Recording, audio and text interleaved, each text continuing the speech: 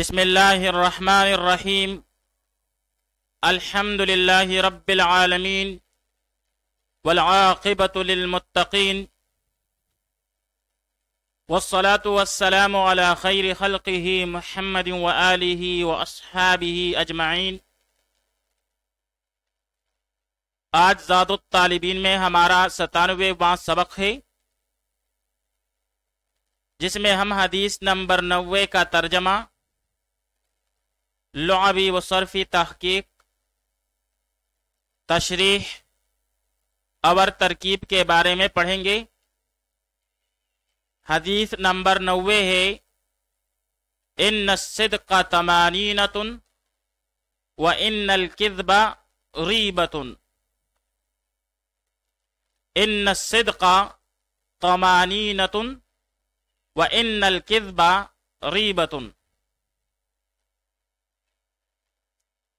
ان الصدق بے شک سچائی، طمانینۃ اطمینان ہے، وان الکذب اور بے شک جھوٹ، ریبۃ بے اطمینانی ہے۔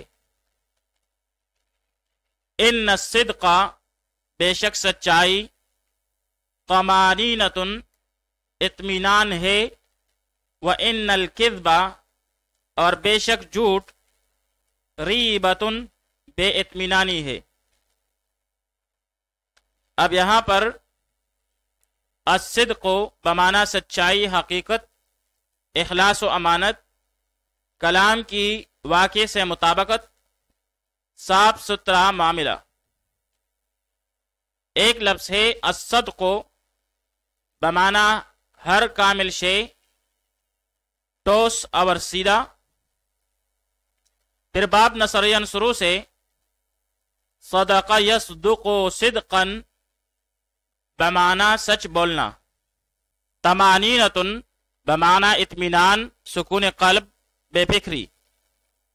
باب افعلال سے اطمئن یطمئن اطمینانا بمعنی ذہن کا ہلجان سے خالی ہونا، پرسکون ہونا۔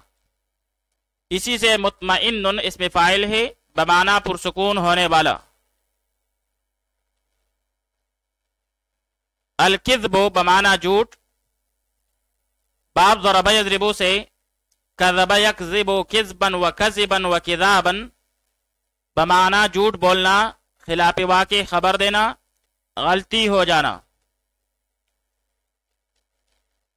اور اس سے کذب الظن بمعنی غلط گمان ہونا، کذب السمع بمعنی کان کا غلط سننا۔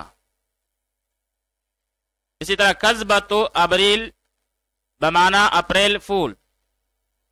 ماہ اپریل کی اول تاریخ کو بعض لوگ تفریحاً دوسروں کو بیوقوف بنانے کے لیے غلط خبر دیتے ہیں اور جھوٹ بولتے ہیں، اور اسے سمکت و ابریل بھی کہتے ہیں۔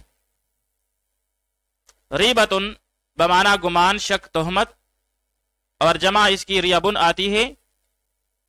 پھر باب ضرب یضرب سے راب یریب ریبا وریبۃ بمعنی شک میں ڈالنا۔ کہتے ہیں دع ما یریبک الی ما لا یریبک، یعنی جس چیز میں شک ہو اسے چھوڑو اور جس میں شک نہ ہو اسے اختیار کرو۔ آئیے اب اس حدیث شریف کی تشریح پڑھ لیتے ہیں۔ سچ بولنا سکون کا باعث ہے، سچ بولنے کے بعد اطمینان رہتا ہے، اور جھوٹ بولنے کے بعد بے قراری ہی بے قراری ہوتی ہے۔ اگر ایک جھوٹ بول لیا جائے تو اسے برقرار رکھنے کے لیے اور جھوٹ بولنے پڑتے ہیں۔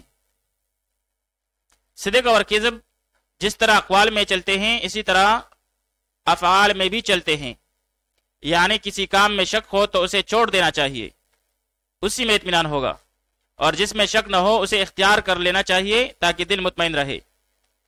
اور سچ بولنا شریعت پر عمل کرنا ہے، اور جو شریعت پر عمل کرتا ہے وہ کبھی پریشان نہیں ہوتا۔ سچ بولنے والا کبھی پریشان نہیں ہوتا۔ ظالم بادشاہ کے سامنے سچ بولنا اور حق بات کہنا افضل جہاد قرار دیا گیا ہے، اس لیے بلا ضرورت شرعیہ جھوٹ بولنا حرام ہے۔ جہاں جھوٹ جائز بھی ہے تو وہاں بھی بصورت توریہ جائز ہے۔ توریہ کے معنی یہ ہیں کہ متکلم بعیدی معنی مراد لے اور مخاطب قریبی معنی مراد لے. جیسے کوئی گھر والوں سے زید کا پوچھنے آئے کہ وہ گھر میں ہے یا نہیں، تو گھر والوں کا ایک ہاتھ میں دائرہ کھینچ کر اس کی طرف دوسرے ہاتھ سے اشارہ کر کے یہ کہنا کہ یہاں نہیں ہے، کہ وہ یہاں نہیں ہے، یہ توریہ ہے. یہ ضرورت کی بنا پر جائز ہے. امام ازاری رحمۃ اللہ تعالی علیہ نے تبلیغ دین میں اس کی وضاحت فرمائی ہے. آئیے اب اس حدیث شریف کی ترکیب پڑھ لیتے ہیں.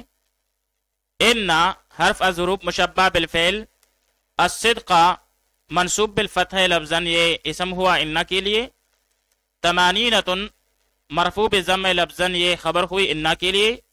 پھر ان اپنے اسم اور خبر سے مل کر جملہ اسمیہ خبریہ ہو کر معطوف علیہ، کیونکہ اس کے بعد وہ عاطفہ ہے. ان پھر سے حرف الظروف مشبہ بالفعل، الکذبہ منصوب بالفتح لفظاً، یہ اسم ہوا ان کے لیے. غیبتن مرفوع بالضم لفظاً، یہ خبر ہوئی ان کے لیے. پھر ان اپنے اسم اور خبر سے مل کر جملہ اسمیہ خبریہ ہو کر معطوف ہوا. پھر معطوف علیہ اور معطوف مل کر جملہ معطوفہ ہوا.